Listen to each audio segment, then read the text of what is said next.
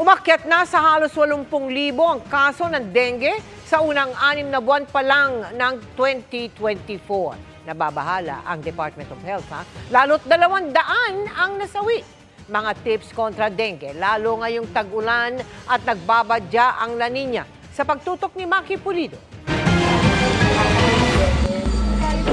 Maraming nakuhang kitikiti sa iniwang larvae trap sa itinuturing na dengue hotspot ng Barangay Rojas District, Quezon City. Dahil dyan, isusunod na raw ang cleanup drive at defogging sa lugar. Wala na kasing pinipiling panahon ng dengue, kaya halos kada buwan ang kanilang larvae trapping. Mas paiigtingin lang ito ngayong tag-ulan.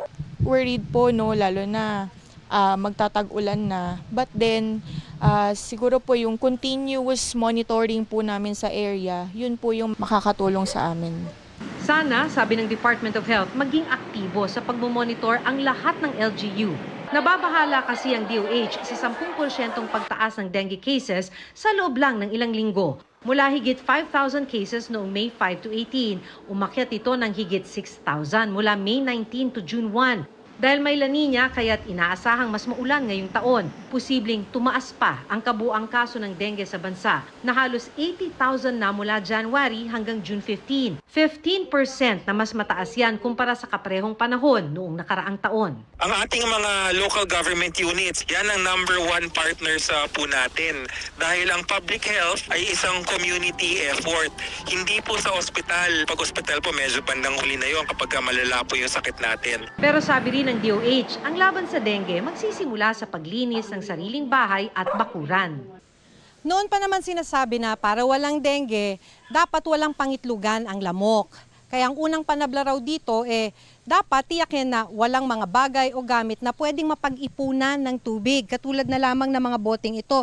Hindi dapat ito nakaimbak sa labas ng bahay at dapat matiyak na walang naiipong tubig sa loob. Pressure should be sa LGUs talaga. Pero pressure din sana maintindihan ng bawat pamilya na meron silang responsibilidad. Kaya binubuhay uli ng DOH ang matagal na nitong kampanya, ang 4S kontra dengue. Una na rito ang search and destroy o linisin lahat ng mga pwedeng pangitlugan ng lamok. Tumatak naman ito kay Jean, na isa sa mga nakatira sa mga dengue hotspot ng Barangay Rojas District. Hindi kami nag-i-stock katulad niya ng mga tabo or mga balde cups na pwedeng pag umulan mai-stockan ng tubig. Yung hindi naman ginagamit, itapon. Yung iba naman na may takip, okay lang siya dyan. Para sa GMA Integrated News, Maki Pulido, nakatutok, 24 oras.